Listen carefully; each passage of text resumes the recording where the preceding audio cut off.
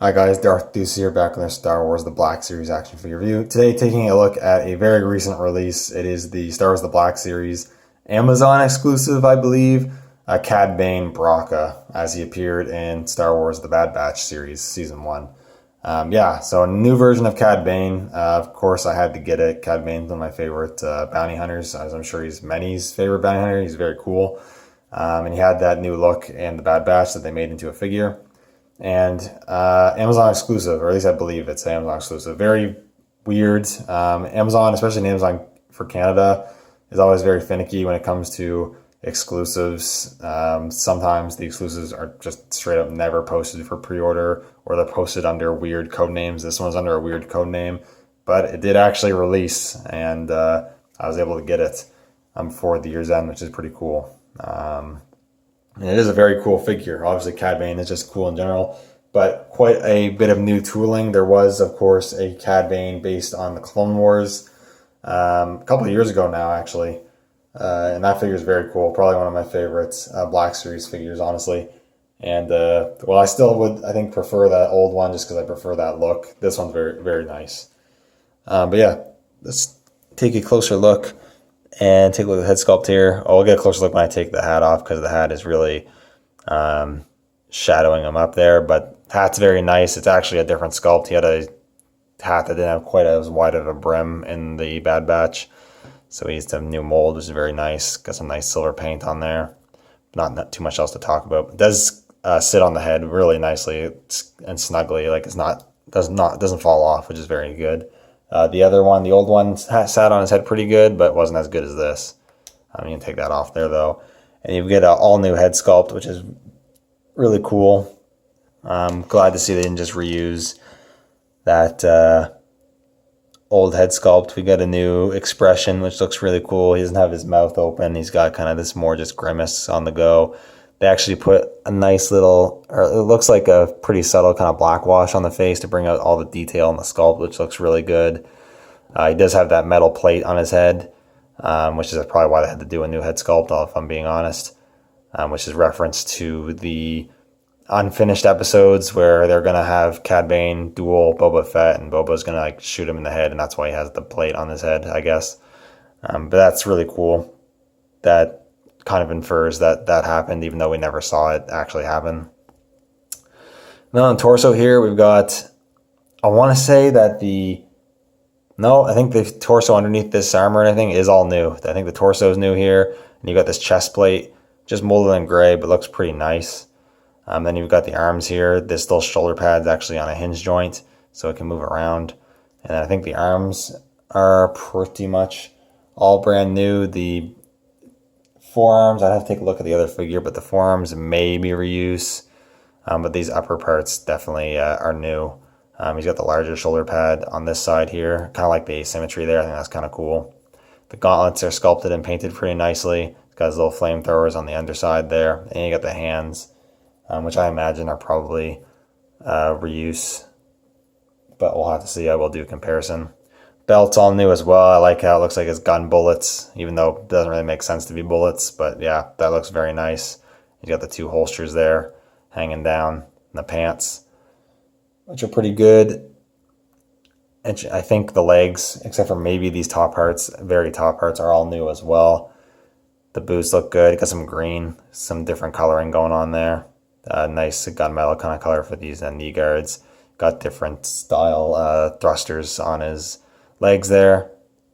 Some nice brown paint for the more like leather and the boots. So very cool looking, and a lot of new parts. Like this figure is, I would say, probably at least 80% new pieces, which is very, very nice. Articulation wise, you have a ball joint at the base of the head as well as base of the neck. He looks down a lot. Doesn't look up all that much. Pivot's pretty good. Rotation. Hinges at the shoulders move pretty good. They move about 90. Actually, a pretty decent butterfly joints. Black Series figures usually don't have the best butterfly joints, but Cad Bane's here is actually really good, not hindered by like a coat sculpt or anything like that. So that's really cool. Torso joint at the base there doesn't really crunch forward like at all. Goes back a little bit and then rotates and then pivots a bit. Single hinge in the elbow they are pretty, not like super tight where I'm scared to bend them, but they are fairly tight. Goes a bit past 90. These cables are pliable. They seem pretty durable. I don't feel like they'll snap anytime soon, but you still might want to be careful with those. And then you have swivels with up and down hinges at the wrist, which is good to see for a pistol wielding character. Hip joints kick all the way out. Don't really go back. Go up that far. These things are made of soft plastic. They'll get out of the way. Sole cut at the pants, thigh pant thing. They're hidden very well because of that style of the pants there, which is very cool. Single hinge in the knee goes about 90. Boot cut, which is kind of cool. I wouldn't have expected that, honestly. And then single hinge goes up at the ankle, down very much, and then pivots. So really good articulation on this Cad Bane. You should get pretty much most of the poses that you would expect to get or want to get out of this guy. Another thing I forgot to mention real quick is the little breather tubes on his neck. You can't actually unpeg these. I don't really know why you'd want to remove them, but they do remove should you want to do that. Put the hat back on. This one fits on so much nicer than the old one, I won't lie. And then the only other accessory to come with besides the hat is, of course, he's got to come with his 2 pistols. They're sculpted and painted actually pretty nicely. But he does have 2 holsters. You can holster them if you want. They do kind of just, they fit in nicely, but they do kind of just sit in there. Okay, well, I thought they'd fall out, but they don't fall out. So I guess that's a bit of a tighter fit than I thought. But they feel like they're in there loosely, but they actually go in there decently. They won't just fall out, which is good. But he also grips them really well, nice and securely. Got trigger fingers on both hands to accommodate for the pistols.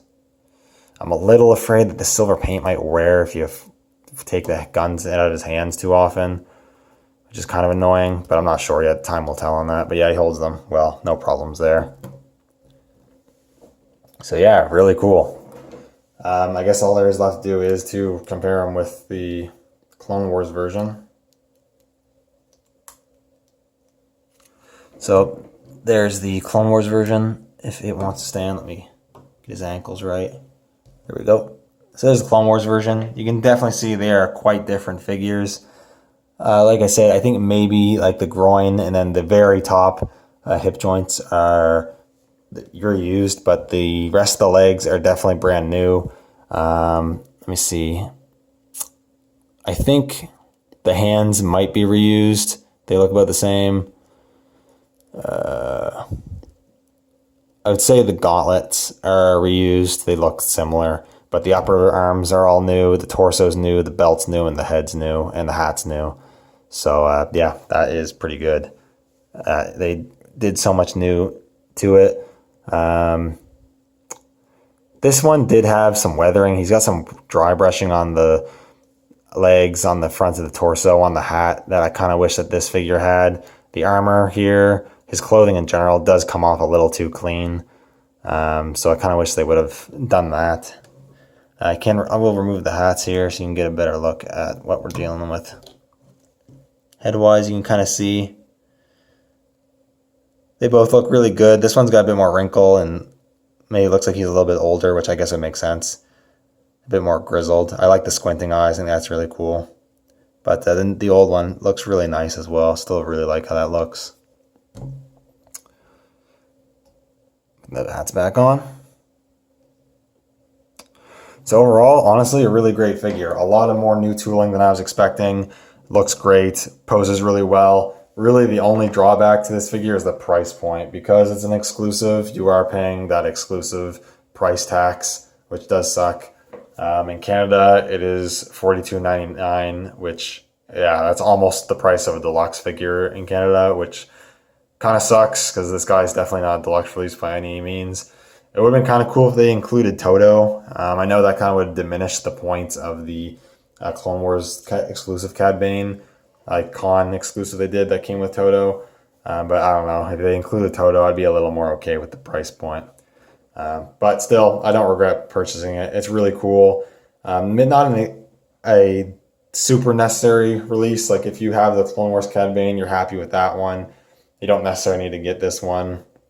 Or you don't have any attachment to the character or anything like that. It's definitely an easy pass in that regard. But if you're a fan of the character at all, yeah, you want the specific look from the Bad Batch, then I would definitely highly recommend picking this one up. It shouldn't be too hard to acquire. If I was able to get an Amazon exclusive, everyone should be able to get it. I am hoping they will do a Book of Boba Fett Cad Bane at some point. That would be very cool. But yeah, that's pretty much it. So thank you guys so much for watching. Let me know what you think down in the comments below, and I'll see you on the next one. May the Force be with you.